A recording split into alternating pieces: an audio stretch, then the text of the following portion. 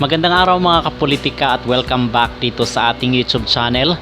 Kung kayo ay bago pa lang ay huwag kalimutang mag-like at mag-subscribe na rin kayo para updated kayo dito sa ating mga latest issue.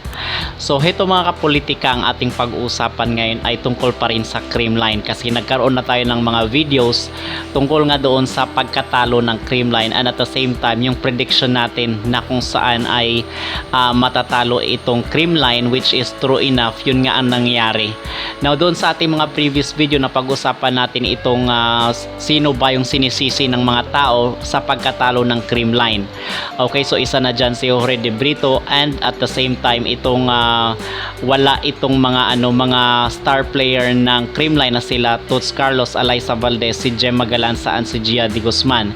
So isa yun sa mga factor, but ngayon ang ating pag-uusapan sa vlog na ito ay ito pa rin Creamline. Actually part 3 na ito doon dito sa ating valuable edition na kung saan ay ang ating pag-uusapan at tatalakay na naman ngayon ay itong si Erica Stanton, itong import ng Creamline Coal Smasher na 6 feet and 1 inches yung kanyang height.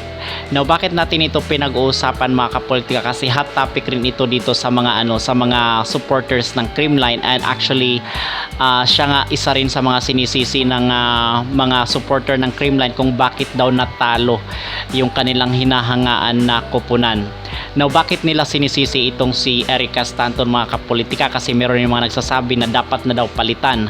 Actually pinapalis na nga ng ibang mga supporters itong si Erica Stanton dito sa Creamline na kung saan mas malakas pa daw yung mga players ng Creamline, especially itong sila Toots Carlos at si Gemma Galanza. Kumbaga kaya daw tapatan ng mga local players itong si Stanton, kung kaya ito yung reason bakit gustong palitan at paalisin itong si Stanton dito sa koponan na kung saan kanilang hinahangaan.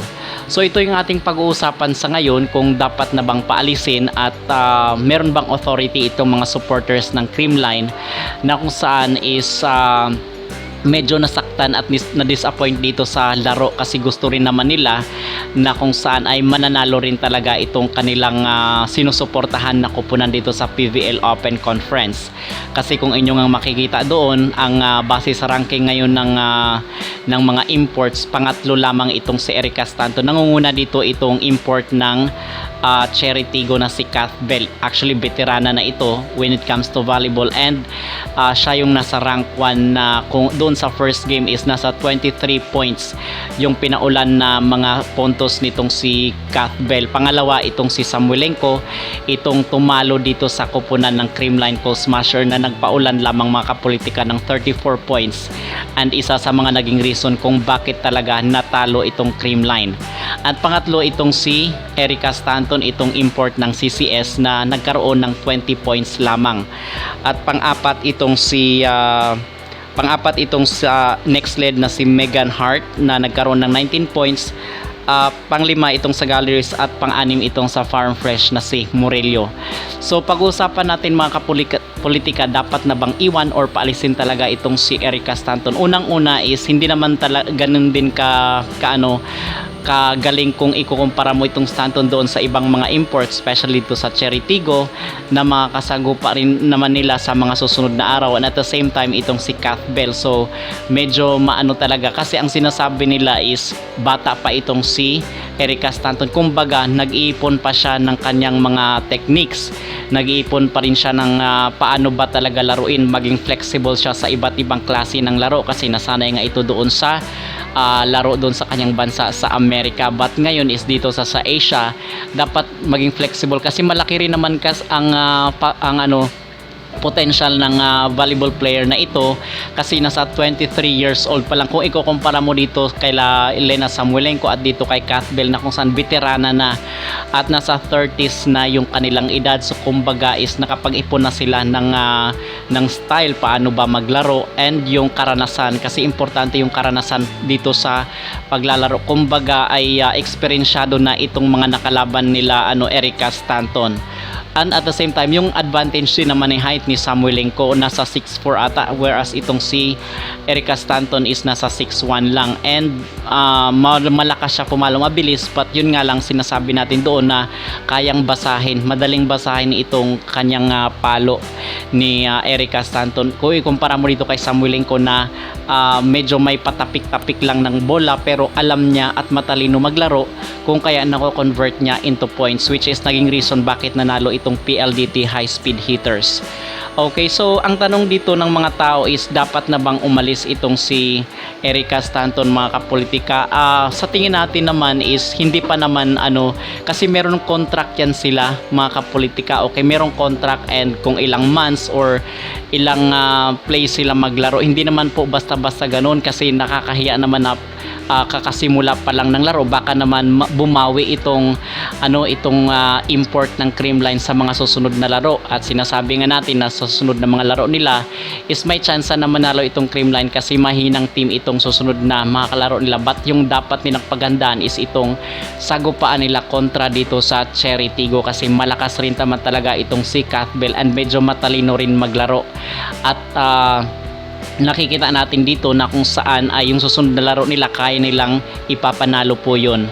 Okay, so itong mga sinasabi ng mga supporters ng Creamline is siguro ay sinasabi nga na dito sa mga comment section, nagbabasa-basa din tayo, ang sinasabi ay bilog daw ang bola. So ganun din naman dito sa Creamline, hindi naman lahat din yan na panahon is mananalo itong Creamline. Meron yung mga times na natatalo kasi nga ito nga ay open conference, so ibig sabihin laban ito ng mga imports. Dapat talaga kumuha ng mga malalakas na imports itong Creamline. For example na lang itong mga Russian, itong mga Chinese, or even nga itong mga itong mga Cuban players. Ito dapat yung kinukuha ng Creamline kasi ito yung magaling sila sa diskarte. Okay, at sinasabi na nga doon nung mga forecast natin na pag-usapan natin itong si Erica Stanton is hindi naman pala ito buhatera. So how come na hindi ito na foresee or dapat chinek naman lang ng Ribisco itong background ng mga kukunin lang imports.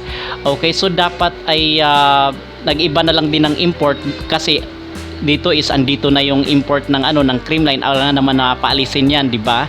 Okay, so na lang, the show must go on, mga kapolitika. Yun na nga lang, at hindi naman natin alam, baka babawi rin itong si Erica Stanton sa mga susunod na laro kasi baka nag-a-adjust pa rin siya and pinag-aaralan niya pa kung paano ba maglaro itong mga Pinoy kasi ibang-iba nga yung laro natin doon sa laro ng mga Americans.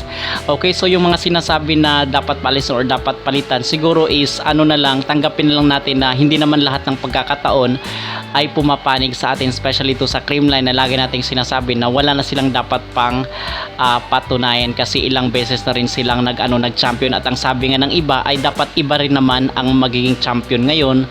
At kasi nakakasawa rin naman na puro lang Creamline, paano naman masusubok yung kanilang galing kung palagi na lang sila.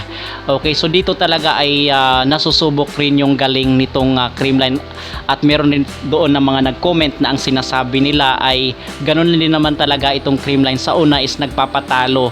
Okay, at nasasayangan rin kasi ako dito, mga kapolitika, kasi doon sa match nila with PLDT, di ba, 5 sets yon. Merong mga times noon yung All Filipino Conference na kung saan match point na yung kalaban is nahahabol ng Creamline, but this point is wala na pong repeat of history.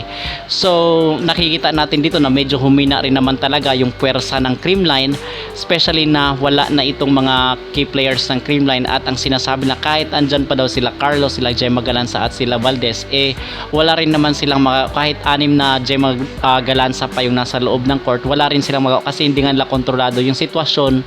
Ngayon na open conference ito, palakasan na lang talaga ng import. So dapat ito ay maging lesson learned na rin sa Creamline na dapat sa susunod ay yung kukunin nila ng mga import ay dapat yung mga high caliber. Okay, so yun lamang ang ating masasabi at ang ating personal na opinion dito sa mga hinanaing at mga sentimiento ng mga supporters ng Creamline na pinapaalis na itong si Erica Stanton at dapat daw palitan kasi ang sinasabi nila ay mahina daw itong import ng Creamline. But again, mga kapolitika, bigyan natin ng chance itong import ng Creamline na ma-show rin yung kanyang best kasi nga sa sinasabi natin ay nag-a-adjust pa rin naman. Okay, so mga kapolitika, ano ang inyong masasabi dito? Dapat na nga bang umalis or dapat na nga bang palitan itong import ng Creamline? or dapat pa siyang magstay, mag-comment or mag-ingay sa comment section, at huwag kalimutang mag-like at mag-subscribe na rin kayo dito sa ating YouTube channel para updated kayo dito sa ating mga latest issue.